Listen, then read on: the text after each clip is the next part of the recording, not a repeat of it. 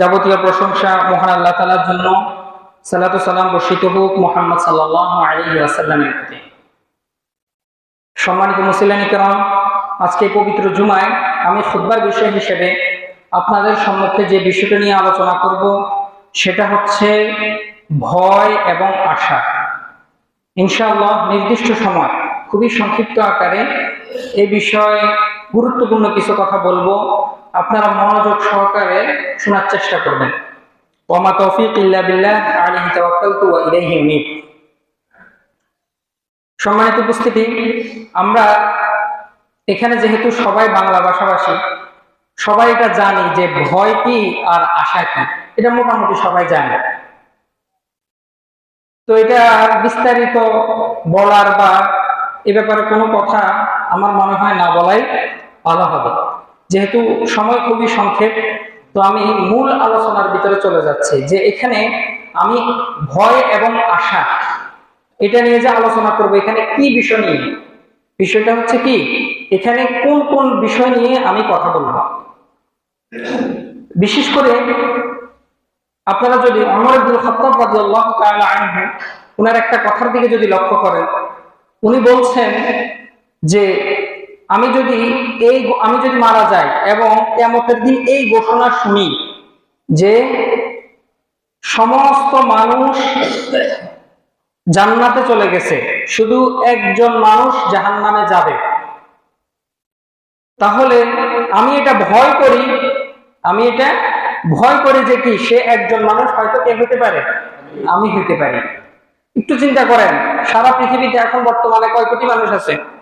প্রায় 750 কোটি বা 800 কোটি মানুষ আছে বর্তমানে। তো আগেও মানুষ ছিল না এবং পরেও তো মানুষ আসবে।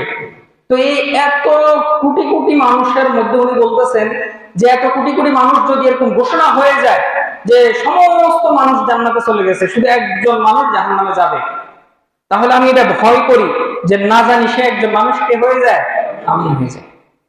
আবার যদি এবার বিপরীতটা দেখেন, তিনি আবার বলছেন যে এই এত মানুষের মধ্যে যদি এরকম ঘোষণা হয় যে সমস্ত মানুষকে আল্লাহ তাআলা জাহান্নামে পাঠিয়ে দিয়েছেন, সমস্ত মানুষ কোথায় চলে গেছে?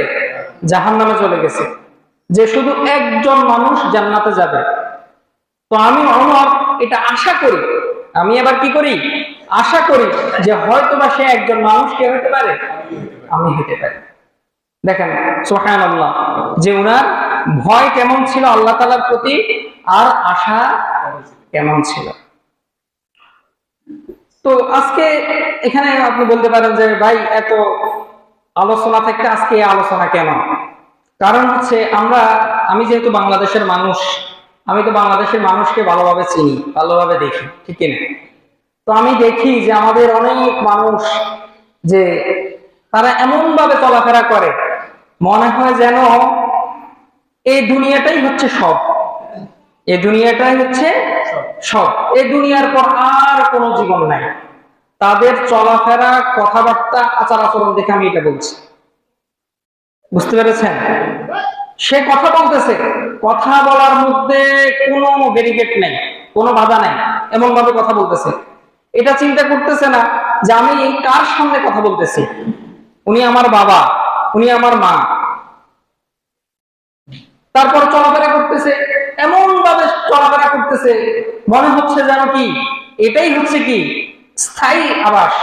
মানুষ যখন, নাস্তিকরা যেরকম বিশ্বাস করে যে একজন মানুষ এই দুনিয়াটাই হচ্ছে তার কাছে কি সব, মারা গেলে সব, কোনো কিছু নেই, তার কোনো আমলনামা নাই, তার কোনো পরকাল নাই, নাউযুবিল্লাহ, তার কোনো হাসর নাই, কবর নাই, ফুলসিরাত নাই, কোনো কিছু নেই, সে মারা গেছে, ভ্যানিশ হয়ে গেছে, শেষ হয়ে গেছে, যেভাবে নাস্তিকরা বিশ্বাস করে। তো আমাদের নামদারি মুসলিম বিশেষ করে মাঝে মধ্যে এরকম দিনদার যারা নিজেদেরকে দাবি করে বা প্রকাশ করতে চায়, মুখে দাঁড়িয়েও আছে, কিন্তু লেনদেনের ব্যাপারে, চলাফেরার ব্যাপারে এমন ভাবে চলাফেরা করে, এমন ভাবে লেনদেন করে যে মনে হয় এই দুনিয়াটাই হচ্ছে কি শেষ, স্থায়ী, আর কোনো হিসাব নিকাশ নেই। তার ক্ষমতা আছে, এখন সে কি করতেছে, যার ক্ষমতা নাই তার উপর জুলুম করতেছে। সে ইচ্ছা করলে কি করতেছে, একজন মাজলুম তার জমি কি করতেছে, অনায়াসে তার হস্তগত করতেছে, তার আইনের মাধ্যমে, হ্যাঁ, তার কুচক্রনা, ধূর্ত বুদ্ধির মাধ্যমে সেটা করতেছে। এবং কি সেটা গর্বের সহিত বলে যে সে কতদূর আগাইতে পারে এটা আমি দেখে নিব, তার দৌড় কতটুকু পর্যন্ত এটা আমার জানা আছে। একে তো সে অন্যায় করতেছে, একজন মানুষের জমি সম্পদ সে আত্মসাৎ করতেছে, আবার বলতেছে কি তার দৌড় কতদূর পর্যন্ত, সে কার কার কাছে যেতে পারে এটা আমার জানা আছে। তো এটা আমি এটা দেখেছি এই জন্য বলতেছি। তারপর আজকে দেখেন যে আমাদের যুবক শ্রেণীর মানুষদের যে তারা মুভি, নাচ গান, তারপর হারাম রিলেশনের মধ্যে এমন ভাবে নিমজ্জিত হয়ে গেছে যে এই দুনিয়াটাই হচ্ছে কি সব, এই দুনিয়ার পর আর কোনো দুনিয়া নাই, এই দুনিয়ার পর আর কোনো কিছুই নেই। তাদের চলাফেরা দেখে কি আমার অন্তরটা খুব কেঁপে উঠে যে এই ভাইটা কি কালকে যে বাঁচবে এটার কি গ্যারান্টি আছে? সে যে কালকে বাঁচবে কি? আপনারা কি এটা মনে করেন যে মানুষ যখন 50 বছর 60 বছর হয় তখনই মারা যাবে? আপনি কি এটা মনে করেন? একজন মানুষ কি 10 বছর বয়সে মারা যেতে পারে না? একজন মানুষ কি 15 বছর বয়সে মারা যেতে পারে না? একজন মানুষ কি 30 বছর বয়সে মারা যেতে পারে না? একজন মানুষ আজকে হয়েছে সে কালকে মারা যেতে পারে না? কিন্তু দুঃখের বিষয় যে চলাফেরা দেখলে মনে হয় সে মারাই যাবে না। তার চলাফেরা দেখলে, কথাবার্তা দেখলে মনে হয় না যে সে এটা চিন্তা করে তাকে এটার হিসাব দিতে হবে, এই কথাটার হিসাব দিতে হবে। সে এখন মনে করতেছে যে আমার তো কি আছে, গায়ের জোর আছে, আমার তো অর্থ সম্পদ আছে, আমার তো গায়ের শক্তি আছে, আমার ব্রেন তো এখন কি শার্প আছে, আমার কে ধরবে, আমার কে ঠেকাবে? আমি তো অমুক অমুক মানুষ থেকে বুদ্ধিমান, অমুক অমুক মানুষ তো আমার ধারের কাছেও নাই। তো তাদের এই চলাফেরা আমাকে খুবই মর্মাহত করে, আমাকে খুবই উদ্বিগ্ন করে যে তারা মনে হয়, তারা এমন ভাবে চলাফেরা মনে হয় যেন আল্লাহর কোনো ভয় নেই তাদের মধ্যে। তারা যেন এটা আশা করতেছে যে সে হাজার হাজার বছর বাঁচবে, কোটি কোটি বছর বাঁচবে, বা আল্লাহ তাআলা তাকে সার্টিফিকেট দিয়ে দিয়েছে, হে বান্দা, হে আব্দুল্লাহ, হে অমুক, আমি তোমার মৃত্যু ঘটাবো না। মনে হয় যেন তার চলাফেরা দেখলে এটাই বুঝে যাচ্ছে যে সে কখনোই মারা যাবে না। কিন্তু ওমর ইবনে খাত্তাব রাদিয়াল্লাহু তাআলা আনহু তিনি কি বলছেন? সুবহানাল্লাহ। তো এই জন্য আজকে এই আলোচনাটা রাখাটা কি জরুরি মনে করতেছি। বিশেষ করে আমি এখানে হাইলাইট করবো আমাদের যুবক শ্রেণীর যারা আছে, যাদের বয়স এখন কি 15-16 বা যারা এখন সাবালক হয়েছে, তাদের থেকে 15-16 থেকে তো সাবালক লাগানো সাধারণত। তো 15 বছর থেকে যারা বিশেষ করে 40 বছর, আমি এখানে তাদেরকে হাইলাইট করব। যাদের দেখবেন এটা বেশিরভাগ সময় দেখা যায় যে আমাদের সমাজে যাদের বয়স একটু 45-50 হয়ে যায় তারা কি একটু পরকালমুখী হয়, ইল্লা মাশাআল্লাহ একটু ব্যতিক্রম থাকতে পারে। যে যাদের কি এরকমও মানুষ আছে না যে বুড়ো হয়ে গেছে, দাড়ি মোট সব পাকে গেছে, নাতিরও বিয়ে দিয়ে দিছে, এখনো কি মদের ব্যবসা করতেছে, এখনো সুদ খাইতেছে, এখনো ঘুষ খাইতেছে, এরকম অনেক মানুষ আছে, এটা আমি বলতেছি। কিন্তু বেশিরভাগ সময় দেখা যায় যে মানুষের যখন 50 বছর হয়ে যায়, 45 বছর হয়ে যায়, তার একটু কম করে, সে আস্তে আস্তে কি নিজেকে শুধরানোর চেষ্টা করে, ঠিক কিনা?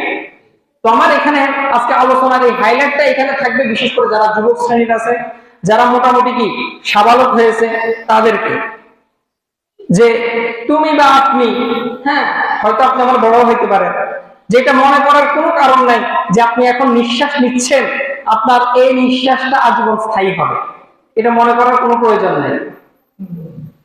আপনাকে বলে রাখি, একজন নাস্তিক সে আল্লাহকে বিশ্বাস করে না, রাসূলকে বিশ্বাস করে না, মোট কথা সৃষ্টিকর্তার জাতকে সে অস্বীকার করে, কিন্তু সে নাস্তিক হওয়া সত্ত্বেও একটা বিষয়কে সে স্বীকার করে, মৃত্যু। আমি অন্যান্য ধর্মীয় মানুষের কথা বাদে দিলাম, একজন খ্রিস্টানের কথা বাদে দিলাম, একজন ইহুদির কথা বাদে দিলাম, একজন বৌদ্ধের কথা বাদে দিলাম, একজন হিন্দুর কথা বাদে দিলাম, মুসলিমের কথা বাদে দিলাম, যে আল্লাহকে, আল্লাহ তাআলার জাত, একজন সৃষ্টিকর্তা যে আছে, যে এটাকে অস্বীকার করে এবং তামাশার বস্তু বানিয়ে নেয়, তবে সে একটা বিষয়কে নিয়ে সে কখনো তামাশা করে না। কি নাস্তিকরা আল্লাহ তাআলার সৃষ্টিকর্তাকে নিয়ে তামাশা করে না, মজা করে না? মজা করে। যে কেমন বিশ্বাস করে, যে অন্ধবিশ্বাস, যেটা দেখা যায় না, যেটা শোনা যায় না, যেটা কখনো উপলব্ধি করতে পারি নাই, তারা এটাকে নিয়ে কি করে? তামাশা করে। আরো খারাপ খারাপ কথা বলে, আমি এগুলো নাই বললাম এখানে, কিন্তু তারা একটা বিষয়কে নিয়ে আপনি কখনো দেখবেন না যে কখনো এটা নিয়ে সে তামাশা করতেছে, যে আমার এটা কখনো হবে না বা এটার অস্তিত্ব নাই, সেটা বলবে না। সেটা হচ্ছে কি? মৃত্যু। এটা নাস্তিকরাও বিশ্বাস করে। তো আপনি তো একজন মুসলিম, আপনি যে আমার কথা শুনতেছেন, আমার কথাগুলো আপনার কর্ণগহ্বরে পৌঁছেছে, তার মানে আপনি মুসলিম একজন। তো আপনার চলাফেরা এমন কেন হচ্ছে? আপনি কিসের আশায়, কিসের পিছনে আপনি ছুটতেছেন? কে আপনাকে এরকম আশা দিয়ে রাখছে? কে আপনাকে এরকম প্রতারণার ফাঁদের ভিতর আটকে রাখছে যে আপনি এটা আশা করতেছেন যে আপনি মনে হয় যেন আপনি হাজার হাজার বছর বাঁচবেন? এটা মনে করার কোনো কারণ নাই। এটা যদি আপনি মনে করে থাকেন, অনুগ্রহ করে আপনার মনকে চেঞ্জ করেন, পরিবর্তন করেন। আপনি মারা যাবেন, আপনার বয়স 15 হোক 16 হোক, হয়তোবা আজকে বা কালকে, 1 সেকেন্ড বা 2 সেকেন্ড, হয়তোবা 1 ঘন্টা বা 2 ঘন্টার ব্যবধান, আল্লাহ ভালো জানে। কিন্তু আপনার আমার চলাফেরা যেন এমন না হয় যে মনে হয় যেন এই পৃথিবীতে কি, এই পৃথিবীটাই হচ্ছে সব, এই পৃথিবীটাই হচ্ছে সব, আমি আর কখনো মারা যাব না। আপনি দেখেন না কেন যে আপনি যাকে বাবা ডাকতেছেন, আপনার বাবা যাকে বাবা ডাকছেন তিনি জীবিত আছে কিনা? আপনি একটু দেখেন না কেন আপনার দাদা যদি জীবিত থাকে, আপনার দাদা যাকে বাবা ডাকছে সে এখন জীবিত আছে কিনা? আপনি এটা দেখেন না কেন যে আপনার মা যাকে বাবা ডাকছে তিনি এখন জীবিত আছে কিনা? আপনার নানা যাকে বাবা ডাকছে সে এখন জীবিত আছে কিনা? আপনি এটা দেখেন না কেন? তাহলে তো আপনার অন্তত পক্ষে এই উপলব্ধিটা হয় যে আমি আজীবন বাঁচবো না। আমি আপনি সবাই একটা পিরিয়ডের ভিতরে কি সীমাবদ্ধ। এখন কোন সাল চলতেছে? 2025। 2025 মনে করেন আরো 25 বছর পর কত হয়? 2050। 2050-এর সাথে যদি আরো 50 বছর যোগ করেন কত হয়? 2100, ঠিক না? 2100 সাল। 2021 সালের সাথে যদি আরো 25 বছর যোগ করেন কত হয়? 2125 সাল।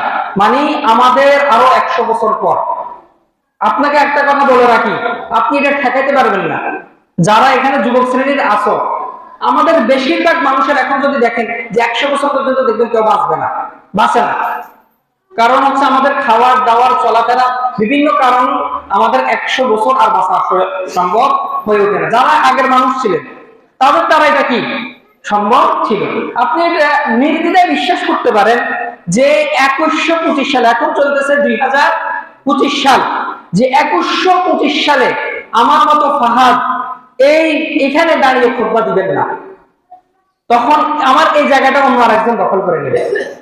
যদি এটা মসজিদ হিসাবে থাকে, আমার এই জায়গাটা যদি মুঙ্গের হিসাবে থাকে, আমার এই জায়গাটা আরেকজন দখল করে নেবে। এই যে এখানে ক্যাশিয়ার সাহেব বসে আছেন, আগামী 100 বছর, সামনের 100 বছরে এই মানুষটা আর থাকবে না, উনার জায়গাটাও কি একজন দখল করে নেবে। আমি 100 বছর অনেক বেশি করে ফেলছি, তবে এটা আপনাকে মনে করে দিয়েছে। আপনি আপনার ক্ষমতা বলেন, অর্থ সম্পদ বলেন, আপনি আপনার মেধা বলেন, মেধার জোরে আপনি কখনো ক্ষমতা বলে কখনো আপনি 100 বছরের বেশি বেঁচে থাকতে পারবেন না। উঠতে গেলে মনে করেন আপনি বললেন যে ভাই 100 বছর মানুষ বাঁচে না, বাঁচে। দেখি আমাকে দেখান তো একজন মানুষ, বাংলাদেশের মানুষ যে 200 বছর বাঁচছে, এখন পর্যন্ত হয়নি। এই উম্মতে মুহাম্মাদের মধ্যে এখনো পর্যন্ত এরকম মানুষ আসেনি যে 200 বছর বাঁচছে। আগের কাল যারা নবী ছিলেন, হ্যাঁ, তাদের দ্বারা এটা কি আল্লাহ তাআলা তাদেরকে এরকম হায়াত দিয়েছিলেন। কিন্তু বর্তমানে 200 বছরের মানুষ উম্মতে মুহাম্মদ সাল্লাল্লাহু আলাইহি ওয়াসাল্লামের পর থেকে যারা উম্মত আসছে, যে তাদেরকেও 200 বছর বাঁচে না।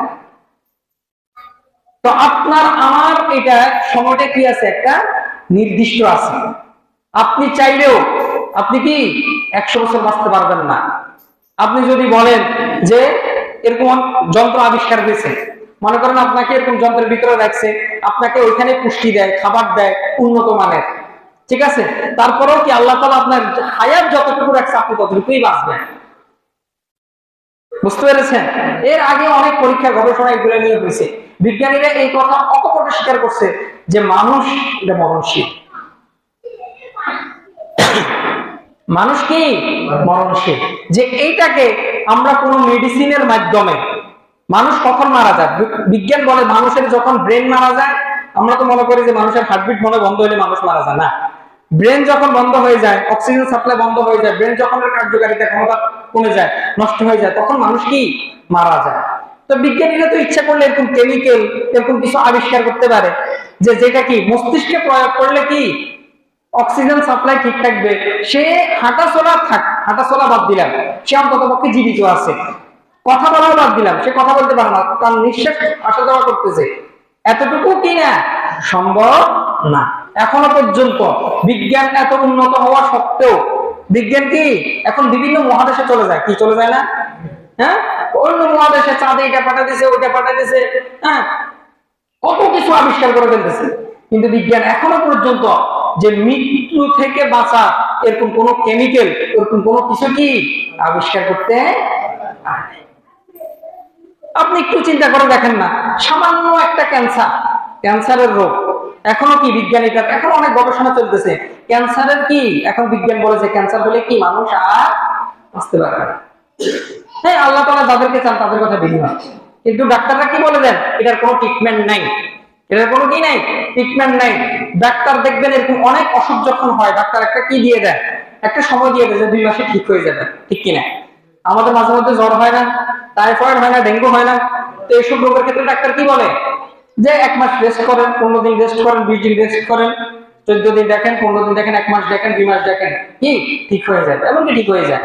কিন্তু ক্যান্সার যখন হয়, ডাক্তার কি বলে, ডাক্তার মৃত্যুর সময়টা সে নির্ধারণ করে, সে বাঁচার সময়টা নির্ধারণ করে, যে উঠতে গেলে আর 3 মাস বাঁচবে, উঠতে গেলে আর 2 মাস বাঁচবে, বা 1 মাস বাঁচবে।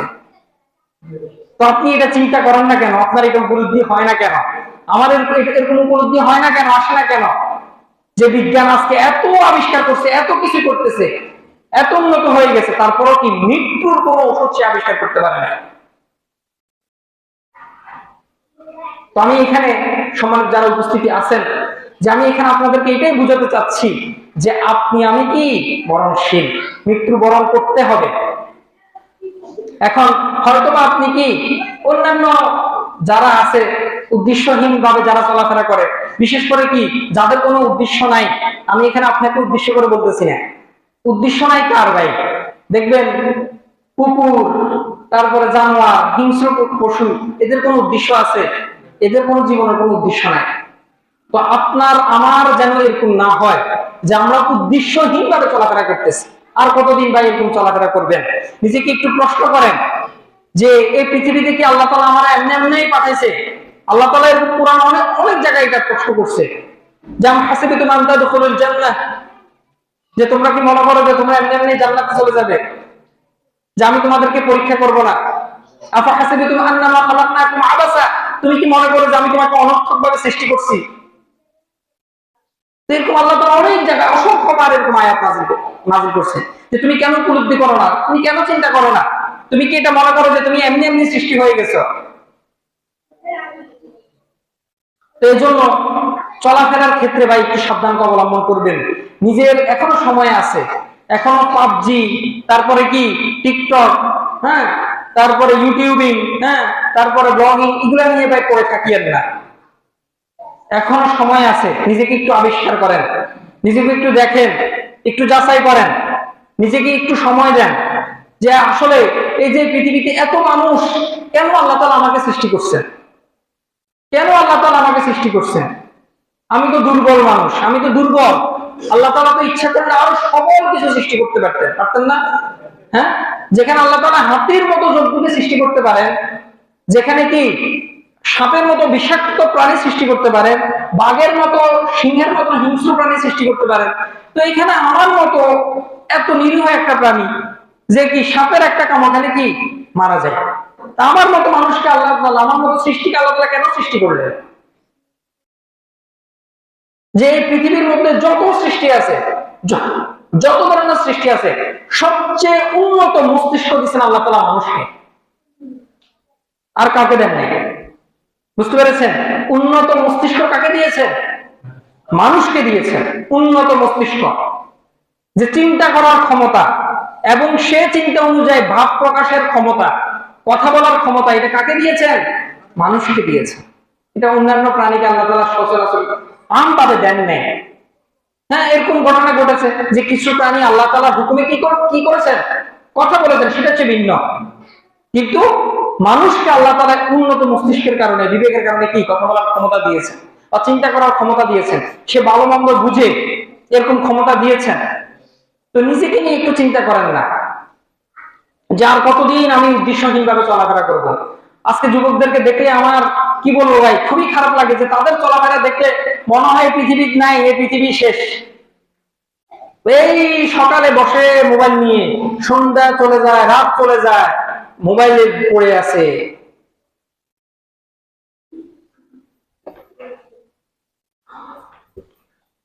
আল্লাহ তাআলা আমাদেরকে হেফাজত করুন। তো ভাই যেটা নিয়ে কথা বলতেছিলাম সেটা হচ্ছে কি, ভয় এবং আশা। আল্লাহ তাআলা পবিত্র কোরআনের মধ্যে অসংখ্য জায়গায় বলছেন যে ইন্নাল্লাহা শাদীদুল ইকাব, নিশ্চয় আল্লাহ তাআলা আযাব দানে কি কঠোর।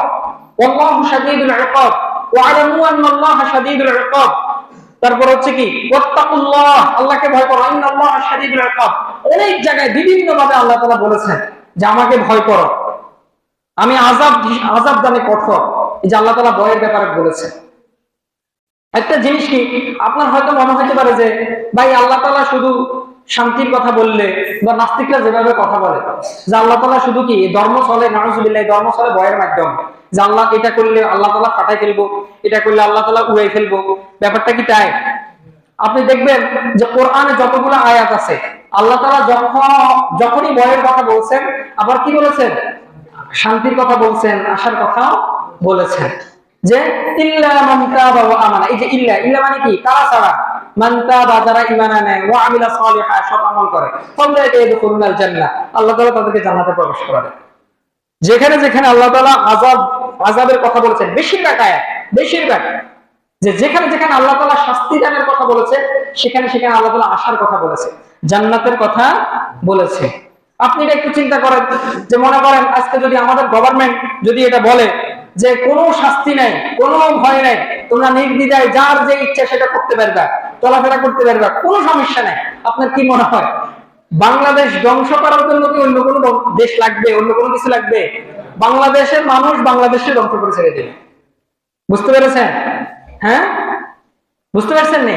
যদি ভয় না থাকে, কারণ কি ভয় না থাকলে মানুষ বলবে যে আমরা সেনাবাহিনী দেখলে ভয় পাই, সেনাবাহিনী হটাই ফেলেন, সেনাবাহিনী লাগবে না। তারপর আমরা পিস্তল, বন্দুক এগুলো দেখলে ভয় পাই, এগুলা কি করেন, হটাই ফেলেন। আমাদের মনে যা ইচ্ছা আমরা তাই করবো, মানুষ দুর্নীতি শুরু করে দিবে, রেপ শুরু করে দিবে, ধর্ষণ শুরু করে দিবে, মিথ্যা কথা বলা শুরু করে দিবে। বুঝতে পেরেছেন? তো আপনি একটা চিন্তা করেন, তো আল্লাহ তাআলা যদি এরকম ভয়ের কথা না বলতেন, এরকম ভয়ের কথা না বলতেন, তাহলে দেখতেন বেশিরভাগ মানুষ কি তাদের চলাফেরা আরো উগ্র হয়ে যেত। যারা শান্তিকামী মানুষ, যাদের অন্তরটা নরম, তারাও কি উগ্র হয়ে যেত, খারাপ হয়ে যেত। এই জন্য কি আল্লাহ তাআলা কি কিসের কথা বলেছেন, ভয়ের কথা বলেছেন। যেরকম তো মানে অনেক মুভিও বাইর হয়েছে যে ইসলামকে মানে খারাপ ভাবে রিপ্রেজেন্ট করার জন্য, খারাপ ভাবে মানুষের কাছে উপস্থাপন করার জন্য, যে আলেমরা শুধু কি মানুষদেরকে জাহান্নামের ভয় দেখায়, জাহান্নামে ভয় দেখায় না। ভাই এটা সঠিক কথা না। হয়তোবা কিছু কিছু আলেম থাকতে পারে যে যে দেখা গেছে কি ভয়টাকেই বেশি প্রাধান্য দেয়, হয়তোবা তিনি জাহান্নামের কথা বেশি বলেন। যেমন আমাদের শেখ আব্দুর রাজ্জাক বিন ইউসুফ হাফিজাহুল্লাহ, উনি অনেক অত্যন্ত ভালো একজন আলেম। আপনি দেখবেন যে উনার আলোচনা যদি আপনি শুনেন, বেশিরভাগ কিসের কথা বলেননি, ভয়ের কথা, জাহান্নামের কথাগুলা বলা, ঠিক আছে, যাতে মানুষ এগুলা থেকে হেফাজত, নিজেকে রক্ষা করতে পারে। অনুরূপভাবে আপনি যদি ওই পাকিস্তানের একজন আলেম আছে মাওলানা তারিক জামিল, নাম শুনছেন? ওনার আলোচনা যদি শুনেন, আপনার মনে হবে যে জাহান্নাম মনে হয় কিছু নেই, শুধু কি আছে জান্নাত আর জান্নাত, আল্লাহ শুধু মানুষকে ক্ষমা করার জন্যই বসে আছে, ঠিক আছে। আপনার মনে হবে যে কি, হ্যাঁ মানে জান্নাতেই সব, জাহান্নাম বলতে কোনো কিছু না, আপনার এটা মনে হইতে পারে, কারণ জান্নাতের আলোচনা একটু বেশি করে। বুঝতে পারছেন? তো এরকম আলেম থাকে যে কিছু কিছু আলেম এরকম জাহান্নামের কথা বেশি বলেন, কিছু কিছু আলেম এরকম জান্নাতের কথা বেশি বলেন। তো আপনি এক দুইজন আলেমকে দেখে এই কথা আপনি বলতে পারেন না, বা আমি এটা বলতে পারি না যে আল্লাহ তাআলা মানুষদেরকে শুধু ভয় দেখায়, ঠিক আছে। এই যেমন খ্রিস্টান ধর্ম, আপনি দেখবেন ওইখানে এটা নিষিদ্ধ পাদ্রীদের দ্বারা, যে পাদ্রীরা ওইখানে মানুষদেরকে কি করে না, মানে জাহান্নামের কোনো ভয় দেখায় না। বুঝতে পারছেন? সবসময় আশার কথা বলে, সবসময় আশার কথা বলে। এই জন্য মানুষ দেখবেন সবচেয়ে যারা অপকর্ম বেশি করে, খারাপ কাজ বেশি করে, এটা হচ্ছে খ্রিস্টান। বুঝতে পারছেন? ইয়াহুদিরা ব্যভিচার বেশি করে না, মুসলিমরাও করে না, হিন্দুরাও করে না, সবচেয়ে বেশি ব্যভিচার বলেন, চুরি বলেন, ডাকাতি বলেন, অন্যায় অবিচার কারা করে বেশি? খ্রিস্টান। কেন? কারণ কি জানেন? তাদের এটা আকীদাগত বিশ্বাস যে ঈসা আলাইহিস সালাতু ওয়াস সালাম নাউযুবিল্লাহ সমস্ত মানুষের কি পাপ নিয়ে উনি মারা গেছে, শুলিতে চলে গেছে। তো উনি আপনার আমার সবার পাপ নিয়ে চলে গেছেন, তার মানে তো আমি কি নিষ্পাপ, আমার তো কোনো গুনাহই নাই, আমি যা করি সব কি ফ্রি ফ্রি। বুঝতে পারছেন? এটা আমি কোনো বানাই বলতেছি না, খ্রিস্টানদের এটা বিশ্বাস যে ঈসা আলাইহিস সালাতু ওয়াস সালাম কেন মারা গেছেন? তাদের পাপ নিয়ে মারা গেছেন, শুলিতে চলে গেছেন।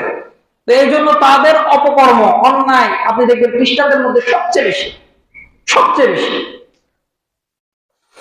তো এই জন্য আমাদেরকে কি করতে হবে? আশা এবং ভয়ের মাঝামাঝি থাকতে হবে। আল্লাহ তাআলা আমাদেরকে বলছেন যে ওয়াকাযালিকা জাআলনাকুম উম্মাতান ওয়াসাতা, আমি এই যে মুহাম্মদ, এই মুহাম্মাদীকে, এই মুসলিমকে, মুহাম্মদ সাল্লাল্লাহু আলাইহি ওয়াসাল্লামের উম্মতকে মধ্যম পন্থা হিসেবে সৃষ্টি করছি। তারা যেরকম আমাকে ভয় করবে, জাহান্নামকে ভয় করবে, এরকম জান্নাতের আশা রাখবে, আমার রহমতেরও কি রাখবে? আশা রাখবে। বুঝে গেছে? আল্লাহ তাআলা বলতে পারবেন যে জাহান্নামের কথা পবিত্র কোরআনে কতবার বলছেন? কেউ বলতে পারবেন? 1000 বার। কতবার? 1000 বার জাহান্নামের কথা বলছেন। জান্নাতের কথা কতবার বলছে বলতে পারবেন? 1000 বার। সমান সমান। বুঝতে পারছেন? তো এই জন্য আমরা হচ্ছে কি উম্মতে মুহাম্মাদী, আমরা আল্লাহ তাআলাকে ভয় করব, আবার অনুরূপভাবে কি রাখবো? আশা রাখবো। কার মতো? ওমর ইবনে খাত্তাব রাদিয়াল্লাহু তাআলা আনহুর মতো। যেভাবে তিনি বলেছেন কি একটু আগে বললাম যে সমস্ত মানুষকে যদি আল্লাহ তাআলা জাহান্নামে দিয়ে দেন আর যদি ঘোষণা করেন যে একজন মানুষ জান্নাতে যাবে, তাহলে আমি ওমর এটা আশা রাখি সে একজন মানুষ কে হবে? আমি হব। অনুরূপভাবে সমস্ত মানুষকে যদি আল্লাহ তাআলা কি জান্নাতে দিয়ে দেন আর যদি বলে যে একজন মানুষ জাহান্নামে যাবে, তাহলে আমি ওমর এটা ভয় করি যে সে একজন মানুষ কে হতে পারে? আমি হতে পারি। তো ভয় এবং আশা কার মতো হইতে হবে? ওমর ইবনে খাত্তাব রাদিয়াল্লাহু তাআলা আনহু। যে আমাদের চলাফেরা যেন এরকম না হয় যে আল্লাহ তাআলা তো ক্ষমাশীল। আল্লাহ তাআলা কতবার বলছেন যে আল্লাহু গফুরুর রহিম, ইন্নাল্লাহা গফুরুর রহিম। অবশ্যই আল্লাহ তাআলা বলছেন যে হুজুর আপনি তো মাঝে মধ্যে একটা হাদিসে কুদসি বলেন যে আল্লাহ তাআলা বলছেন হাদিসে কুদসির মধ্যে যে ইয়া ইবনে আদম ইন্নাকা মা দাউতানি ওয়া রাজাউতানি গফারতু লাকা আলা মা কানা মিনকা ওয়া লা উবালি। হে আদমের সন্তান, তুমি যতদিন আমার কাছে ক্ষমার আশা রাখবে আমি ততদিন তোমাকে ক্ষমা করব। তোমার পাপ যেরকমই হোক না কেন আমি এটার পরোয়া করি না। তারপর কি বলছেন? ইয়া ইবনে আদম লাউ বালাগাত যুনুবুকা আনানাস সামা সুম্মা আস্তাগফারতানি গফারতু লাকা আলা মা কানা মিনকা ওয়া লা উবালি। হে আদমের সন্তান, তোমার পাপ যদি আসমান বড় যায়, আসমান পর্যন্ত চলে যায়, তুমি যদি আমার কাছে ক্ষমা চাও আমি তোমাকে কি করে দিব? ক্ষমা করে দিব। আমি কারো পরোয়া করি না। অবশ্যই অবশ্যই বলছেন আল্লাহ তাআলা, হাদিসে কুদসি আছে। তবে তার মানে এইটা না যে আপনি আপনার সীমাকে অতিক্রম করবেন। আল্লাহ তাআলা তো আবার এইটাও বলেছেন যে আল্লাহ তাআলা যারা সীমা লঙ্ঘন করে তাদেরকে কি করেন না? পছন্দ করেন না, ভালোবাসেন না। তো আপনার মধ্যে আমার মধ্যে আশা আকাঙ্ক্ষা যেরকম থাকবে, আশা আল্লাহ তাআলার রহমতের যেরকম আশা থাকবে, আবার আল্লাহ তাআলার আযাবের ভয় থাকতে হবে। আল্লাহ তাআলা আশার অনেক আয়াত বলেছেন, আল্লাহু গফুরুর রহিম, ইন্নাল্লাহা গফুরুর রহিম। তারপর হচ্ছে কি তোমরা আমার কাছে তওবা করো, আমি তওবা কবুল করি। এই যে গাফিরিয যাম, আল্লাহ তাআলা গুনাহকে ক্ষমা করেন, ওয়া কাবিলিত তাওব, তওবা কবুল করেন। শাদীদুল ইকাব, আল্লাহ তাআলা আযাব দেন। যিত তাউল, আল্লাহ তাআলা অনুগ্রহ করেন, ক্ষমা করেন। লা ইলাহা ইল্লা হুয়া ইলাইহিল মাসির, তিনি ছাড়া সত্য কোনো ইলাহ নেই, তোমাদেরকে আমার কাছে ফিরে আসতে হবে। এই যে আল্লাহ তাআলা এখানে কি করেছেন? বলেছেন যে আমি গুনাহ তোমাদেরকে কি করি? তোমাদের গুনাহগুলোকে মাফ করে দিই, আমি তওবা কবুল করি। তারপর দেখেন রহমত আল্লাহ তাআলা আপনাকে আমাকে দেওয়ার জন্য, মাফ করার জন্য কি প্রত্যেক দিন, প্রত্যেক রাত্রিতে কোনো সময় মিস হয় না। আল্লাহ তাআলা সৃষ্টিকর্তা হওয়া সত্ত্বেও, আমাদের খালেক হওয়া সত্ত্বেও আল্লাহ তাআলার কোন রাত্রে এটা মিস হয় না যে কি যে তিনি প্রত্যেক রাত্রে যখন 2/3 যখন অতিক্রম হয় তিনি দুনিয়ার আসমানে কি করেন? অবতরণ করেন। প্রত্যেক রাত্রে এমনটা ঘটে। আপনি আমি ক্ষমা চাই বা না চাই, কোনো কিছু চাই বা না চাই, আল্লাহ তাআলা এই ক্ষেত্রে এটা দেখেন। আল্লাহ তাআলা উনার কাজ বান্দাকে এতটাই ভালোবাসেন যে কি বান্দার নিকটে চলে আসে, যা ডাকে যে আগে আদম সন্তান তোমাদের মধ্যে এমন কে আছে? কুল্লা লাইলাতিন ইলা সামাই দুনিয়া হিনা ইয়াবকা সুলুসুল লাইলিল আখির, যে মান ইয়াদউনি ফাস্তাজিব লাহ। যেমন কে আছে যে আমাকে ডাকবে, আমি তাকে তার ডাকে সাড়া দিব। যেমন কে আছে যে আমার কাছে কোনো কিছু চাইবে, যে যে আমার কাছে কোনো কিছু চাইবে আমি তাকে সেটা দান করব। যেমন কে আছে যে আমার কাছে ক্ষমা চাইবে আমি তাকে মাফ করব। এটা আল্লাহ তাআলা প্রত্যেক রাত্রে এমন হয়, প্রত্যেক রাত্রে। আপনি অসুস্থ থাকেন, সুস্থ থাকেন, যে অবস্থায় থাকেন, গুনার মধ্যে থাকেন, ইবাদতের মধ্যে থাকেন, যে অবস্থায় থাকেন না কেন, যত ব্যস্ততার মধ্যে থাকেন না কেন, আল্লাহ তাআলার এটা কখনোই মিস হয় না। আল্লাহ তাআলা আপনাকে আমাকে এতটা ভালোবাসেন।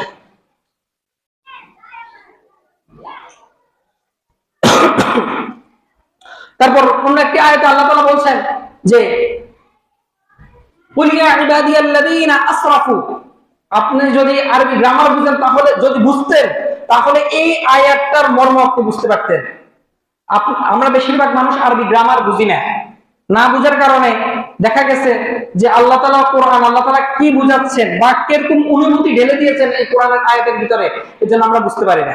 যে আল্লাহ তাআলা বলছেন যে কুল ইয়া ইবাদিয়াল্লাযীনা আসরাফু, আল্লাহ তাআলা বলছেন যে হে আমার বান্দাদের মধ্যে যারা গুনাহ করেছে। আল্লাহ তাআলা এটা বলে নাই যে আমার বান্দাদের মধ্যে যারা নেককার, যারা রাবিয়া বসরি, যারা কি হাসান বসরি, যারা ওমর ইবনে খাত্তাব, যারা আবু বকর, আল্লাহ তাআলা এটা বলেন নাই। যারা নেককার মানুষ তাদেরকে বলেন নাই, তাদেরকে এত মুহাব্বতের সহিত, এত ভালোবাসার সহিত ডাকেন নাই। ইয়া ইবাদিয়াল্লাযীনা আসরাফু, হে আমার গুনাহগার বান্দা যারা গুনাহ করেছো, যারা আমি হারাম করা সত্ত্বেও যারা হারাম রিলেশনের ভিতরে আছো, যারা ব্যভিচারের ভিতরে আছো, যারা এখনো সুদের ভিতর নিমজ্জিত আছো, যারা এখনো ঘুষের মধ্যে নিমজ্জিত আছো, যারা এখনো অন্যের সম্পদ আত্মসাৎ করার মধ্যে নিমজ্জিত আছো, যারা এখনো পর্নোগ্রাফি দেখার মধ্যে নিমজ্জিত আছো, যারা এখনো হস্তমৈথুনের মধ্যে নিমজ্জিত আছো, আমার এই সকল গুনাহগার বান্দারা, ইয়া ইবাদিয়াল্লাযীনা আসরাফু আলা আনফুসিহিম, যারা নিজের উপর জুলুম করেছো, লা তাকনাতু মির রাহমাতিল্লাহ, তোমরা আমার রহমত থেকে নিরাশ হইও না। লা তাকনাতু মির রাহমাতিল্লাহ, তোমরা আমার রহমত থেকে নিরাশ হইও না। আল্লাহ তাআলা যেন প্রত্যেক মানুষকে ইন্ডিভিজুয়ালি একাকী ভাবে বলছেন যে যারা কি করতেছো, হারাম রিলেশনের ভিতরে আছো, তুমি আমার রহমত থেকে নিরাশ হইও না। তুমি এটা বলিও না যে কি আমি তো গুনাহ করতেছি, আল্লাহ আমারে মাফ করবেন না, তুমি নিরাশ হইও না। তারপর বলছেন যে ইন্নাল্লাহা ইয়াগফিরুদ দুনুবা জামিআ, নিশ্চয় নিশ্চয়, ইন্নাল্লাহা ইয়াগফিরুদ দুনুবা জামিআ, নিশ্চয় নিশ্চয়, অবশ্যই অবশ্যই আমি তোমার সমস্ত গুনাহগুলোকে মাফ করে দেব। তুমি আমার কাছে ক্ষমা চাও, আমি তোমাকে মাফ করে দেব। রাসূল সাল্লাল্লাহু আলাইহি ওয়াসাল্লাম বলেছেন যে আল্লাহ তাআলা ভাই সবচেয়ে বেশি কখন খুশি হয় বলতে পারবেন? যখন রাসূল সাল্লাল্লাহু আলাইহি ওয়াসাল্লাম একটা উদাহরণ দিয়েছেন যে মনে করো তুমি একটা মরুভূমির মধ্যে আছো, মরুভূমির ভিতরে কি কেউ থাকে নাকি ভাই? কেউ থাকে না সাধারণত। তুমি একটা মরুভূমি আছো তোমার বাহন নিয়ে, তুমি চলাচল করতেছো, তুমি ক্লান্ত হয়ে গেছো, তুমি পথিমধ্যে কি করতেছো, একটা গাছের সাথে ঠেস মারে তুমি ঘুমাচ্ছ। তুমি যখন ঘুম থেকে উঠলা, তুমি দেখলা যে তোমার ওই বাহনটা, ওই উটটা আর নাই, তুমি এরকম বিচলিত হয়ে যাবে। বিচলিত হবেন না যে মরুভূমির ভিতরে আমার কিছুই নাই, না আমার পরিবার আছে, না আমার অন্য কোনো বাহন আছে, না আমার আত্মীয় স্বজন আছে, কেউ নাই। এইবার শেষ যে ভরসাটা ছিল সেটাও এখন কি হারাই গেছে, সেটাও এখন নাই। তো তুমি খোঁজাখুঁজি করলা, ক্লান্ত হয়ে আবার কি করলা, ঘুমাই গেলা। তুমি ঘুম থেকে যখন আবার উঠলা, তখন তুমি দেখতেছো কি তোমার চোখের সামনে তোমার বাহনটা দাঁড়িয়ে আছে। তুমি কেমন খুশি হয়ে গেলে একটু চিন্তা করেন, আপনি কিরকম খুশি হলেন? আপনাকে তো বাহন দিলে, ওটার কথা বললে, ঘোড়ার কথা বললে আপনি বুঝবেন না। একটু চিন্তা করেন এই যে সামনে হুন্ডা আছে অনেকের, আপনি এমন একটা জায়গায় গেলেন যে আপনি হুন্ডাটা রাখলেন, হুন্ডাটা কি হয়ে গেল, গায়েব হয়ে গেল। আপনি খোঁজাখুঁজি করলেন আপনার প্রিয় হুন্ডা, আপনার শখের হুন্ডা, আপনার যত অর্থ সম্পদ ছিল, যা কিছু আছিল, আপনি সেটা ব্যয় করে আপনি হুন্ডাটা কিনলেন। কারণ আমাদের অনেক যুবকরা কি শখ থাকে না, তাদের সমস্ত কষ্টার্জিত যে সম্পদ আছে এটাকে কি করে, বিসর্জন দিয়ে একটা শখের জিনিস কিনে। তো আপনি এটা খোঁজাখুঁজি করলেন, পাইলেন না, আপনি কি করলেন, ক্লান্ত হয়ে বাড়িতে ফিরে আসছেন। বিকালে যখন বাইর হলেন, দেখলেন যে কি আপনার গেটের সামনে আপনার হুন্ডা, আপনি কিরকম খুশি হবেন? একটু চিন্তা করেন, এই ফিলটা একটু চিন্তা করেন আপনি। রাসূল সাল্লাল্লাহু আলাইহি ওয়াসাল্লাম বলেন একজন এই যে এই লোকটা তার হারানো বাহন পেয়ে যেরকম খুশি হয়েছে, এর চেয়ে বেশি, হাজার গুণে, লক্ষ গুণে, কোটি গুণে বেশি খুশি হয় আল্লাহ সুবহানাহু ওয়া তাআলা কখন? যখন তার বান্দা গুনাহ থেকে তওবা করে তার কাছে ফিরে আসে। আপনাকে আমি কিভাবে বুঝাবো যে আল্লাহ তাআলা আপনাকে আমাকে হাতছানি দিয়ে ডাকতেছে, যে প্রত্যেক দিন আপনাকে আমাকে ডাকে যে হে যারা দুনিয়াতে যারা দিনের মধ্যে গুনাহ করতেছ, তারা রাত হওয়ার সাথে সাথে কি করো? ক্ষমা চেয়ে নাও, ক্ষমা, আমার কাছে ক্ষমা চাও, আমি তাকে মাফ করে দিব। যারা রাতে গুনাহগার আছে, যারা রাতে গুনাহ করে, তারা দিন হওয়ার সকাল হওয়ার সাথে সাথে আমার কাছে ক্ষমা করো, আমি তোমার রাতের গুনাহগুলোকে মাফ করে দিব। এজন্য ভাই, আল্লাহ তাআলার রহমত থেকে নিরাশ হওয়া যাবে না। আপনি যেরকমই গুনাহ করেন না কেন, আমি যদি এরকম বলি তাহলে আমি জালেম হব যে আল্লাহ তাআলা কখনোই আপনাকে মাফ করবেন না। আপনার হয়তো গুনাহ অনেক বেশি। আপনাকে একটা কথা বলে রাখি যে আমরা সমস্ত মানুষ যদি সারা বিশ্বের মধ্যে যদি প্রায় কত কোটি মানুষ আছে? 800 কোটি মানুষ আছে। আমরা যদি সকাল থেকে শুরু করি 800 কোটি মানুষ, এই 800 কোটি কি মানুষ যদি গুনাহ করা শুরু করে দিই, সারা বছর যদি গুনাহ করতে থাকি, তারপরেও কি এই দুনিয়া আসমান পর্যন্ত পৌঁছাইবে না। আল্লাহ তাআলা কি বলতেছেন? যদি তুমি মনে করো যে তোমার গুনাহ আসমান পর্যন্ত পৌঁছে গেছে, যদি তুমি এটা মনে করো, তুমি আমার কাছে ক্ষমা চাও, আমি তোমাকে মাফ করে দিই। আমি পরোয়া করি না কারো, যে আমি কারো কাছে জবাবদিহি করতে হবে। হ্যাঁ, নবীদের কাছে জবাবদিহি করতে হবে যে কি আপনি এরে মাফ করছেন কেন? এ তো দুনিয়া ছিল না, এ তো কালা ছিল, এ তো অন্য এলাকার মানুষ ছিল, এ তো কুরাইশ বংশের মানুষ ছিল না, আপনি এরে মাফ করলেন কেন? আমি কারো পরোয়া করি না। তুমি আমার কাছে ক্ষমা চাও, আমি তোমার ক্ষমা করে দেব। এজন্য ভাই, এখনো সময় আছে, এখনো সময় আছে। সময় কখন পর্যন্ত? আপনার মস্তিষ্কে অক্সিজেন পৌঁছানোর আগ পর্যন্ত। যেদিন অক্সিজেন সাপ্লাই বন্ধ হয়ে যাবে, নিঃশ্বাসটা বন্ধ হয়ে যাবে, সময় শেষ, টাইম ওভার। আপনি তখন দেখা গেছে এই যে কোরআনের ভিতরে আয়াত আছে যে তখন আপনি আর আমি, যখন আল্লাহ তাআলা আমাদেরকে জিজ্ঞেস করবেন যে আমি তো এরকম টাইম দিছি তোমাকে, আমি তোমাকে এরকম টাইম দিছি, আপনি বলবেন যে কি আমি আবার বলবো যে আল্লাহ এবার পাঠাই দেন, এবার পাঠাই দেন, এবার কি আর মিস হবে না। আপনার ইবাদত করবো সারা বছর, কোনো কিছুই করবো না জীবনের মানে আপনি যখন থেকে এখন পাঠাইবেন, এখন থেকে নিয়ে সামনের মৃত্যু পর্যন্ত আর কোনো নাফরমানি করবো না, কাজ হবে না। 1 সেকেন্ডের জন্য আল্লাহ তাআলা পাঠাবেন না, 1 সেকেন্ডের জন্য। উনার যদি কোনো প্রিয় বান্দা, এমনকি মুহাম্মদ সাল্লাল্লাহু আলাইহি ওয়াসাল্লাম যদি এটা খায়েশ জাগে যে আমাকে আল্লাহ আপনি আবার দুনিয়াতে পাঠাই দেন, রাসূল সাল্লাল্লাহু আলাইহি ওয়াসাল্লাম তো জান্নাতি, যে উনি এটা খায়েশ জাগাইতেছে যে আল্লাহ আমি আরেকটু ইবাদত করব, আপনি আমাকে কয়েকটা সেকেন্ড সময় দেন, আরো বেশি ইবাদত করব, আর কোনো সময় নেই, একবারই। এজন্য আপনারা যারা এখানে আছেন, আপনারা হচ্ছেন সম্ভাবনাময় মানুষ। আপনার আমার এখনো আশা আছে, এখনো সময় আছে। এই জন্য কি আল্লাহ তাআলার দিকে আমাদেরকে কি করতে হবে? ফিরে যেতে হবে। আল্লাহ তাআলা পবিত্র কোরআনে বলছেন যে সূরা তাকবীরের মধ্যে যে ফাআইনা তাযহাবুন, আমার বান্দা তুমি কোথায় যাইতেছো? যেন তার মা তার সন্তানকে বলতেছে বাবা তুই কোথায় যাইতেছস? বিপদগামী হলে যেরকম মা কি করে? বিচলিত হয়ে যায়, বাবা তুই কই যাইতেছস, বাবা তুই কই যাইতেছস? আল্লাহ তাআলা এরকম বলছেন যে আমার বান্দা তুমি কই যাচ্ছ? তারপর আল্লাহ তাআলা পরের সূরার ভিতরে বলছেন যে ইয়া আইয়ুহাল ইনসান মা গাররাকা বিরাব্বিকাল কারীম, হে আমার বান্দা, হে আমার মানুষরা, কিসে তোমাদেরকে যে আমার ইবাদত করা থেকে তোমাকে বিরত রাখতেছে? কিসে তোমাকে ধোঁকা ফেলে রাখতেছে? কত ভালোবাসার সহিত, কত বিনয়ের সহিত আল্লাহ তাআলা আমাদেরকে বলতেছেন। এজন্য ভাই, আমাদেরকে অবশ্যই কার কাছে ফিরে আসতে হবে? আল্লাহর কাছে ফিরে যেতে হবে। ফিরে তো আপনাকে যেতেই হবে, হয়তো এখন, না হলে কিছুক্ষণ পর। চোখ বন্ধ হওয়ার আগে ফিরে আসুন। চোখ বন্ধ হওয়ার পর যদি ফিরে যান, এই ফিরে তখন ফিরা হবে না। এটা তখন আমার আর আপনার জন্য কি হবে? এই ফিরাটা আযাব হবে। চোখ যেহেতু এখন খোলা আছে, এখনো সময় আছে। আল্লাহর কাছে তওবা করুন, আল্লাহ তাআলার কাছে ক্ষমা চান, মাফ চান। কেউ যদি আপনার কাছে কোনো সম্পদ পেয়ে থাকে, হ্যাঁ, অনুগ্রহ করে তার সেটা দিয়ে দেন। আর নিজেকে এরকম ধোঁকার ভিতরে রাখবেন না। আল্লাহ তাআলা আমাদেরকে সে তৌফিক দান করুন। أقول قولي هذا أستغفر الله لي ولكم ولسائر المسلمين فاستغفروه إنه هو الغفور الرحيم.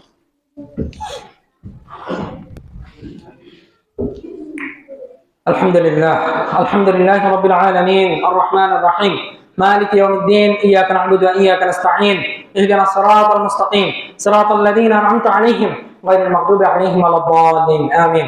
اللهم صل على محمد وعلى آل محمد كما صليت على إبراهيم وعلى آل إبراهيم إنك حميد مجيد. اللهم بارك على محمد وعلى آل محمد كما باركت على إبراهيم وعلى آل إبراهيم إنك حميد مجيد.